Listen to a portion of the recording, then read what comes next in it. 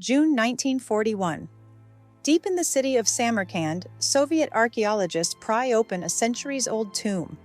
Inside lies Timur, known in the West as Tamerlane, the warlord who once conquered half the known world. But as the stone lid lifts, a chill falls over the crypt. An inscription warns, "Whoever disturbs my tomb will unleash an invader more terrible than myself." 3 days later, Adolf Hitler launches Operation Barbarossa, the largest invasion in history. Coincidence or curse? To understand the fear around this tomb, we need to know the man buried inside it. Timur was no ordinary conqueror. In the 14th century, he carved an empire stretching from India to the Mediterranean. Cities burned in his wake, pyramids of skulls marked his victories, and yet in Samarkand, he built glittering monuments of astonishing beauty. Timur was a paradox, a patron of art and science, and at the same time a bringer of terror.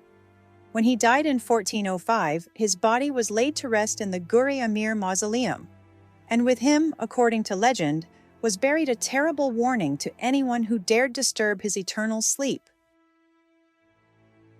Fast forward 5 centuries. Joseph Stalin rules the Soviet Union. In 1941, he sends a team of scientists led by Mikhail Gerasimov to Samarkand. Their mission? To open Timur's tomb and reconstruct his face using his skull.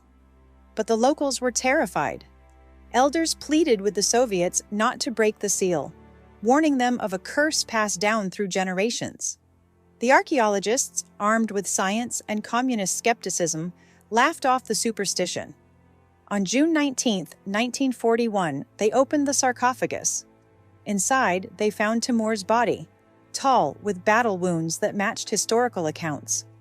The skull revealed he had indeed walked with a limp, just as the chronicles said. But the real shock wasn't the science, it was the inscription carved onto the stone. "When I rise from the dead, the world will tremble." 3 days later, on June 22nd, Hitler launched Operation Barbarossa. More than 3 million German troops stormed into Soviet territory. It was the bloodiest invasion the world had ever seen. For many, the timing was too perfect to ignore. Word spread quickly. Stalin had provoked Timur's curse, and the warlord's wrath had returned in the form of Nazi armies. Soviet soldiers whispered about it in the trenches, and even hardened commanders began to wonder if history itself was turning against them. As the war raged and Soviet cities burned, pressure grew on Stalin. Reports reached him that Timur's remains must be reburied with proper Islamic rites to lift the curse. At first, Stalin dismissed it as nonsense. But by late 1942, after catastrophic losses at Stalingrad and millions dead, he changed his mind. In December 1942, Timur's body was flown back to Samarkand under tight secrecy. Clerics performed the traditional funeral prayers, and the conqueror was laid to rest once more. Within weeks, the tide of the war began to turn. At Stalingrad, the Red Army encircled and defeated the German Sixth Army. To many, this was proof that the curse had been lifted. But was this truly the work of a curse or just chilling coincidence? Historians argue that Hitler's invasion had been planned for months, long before Timur's tomb was disturbed.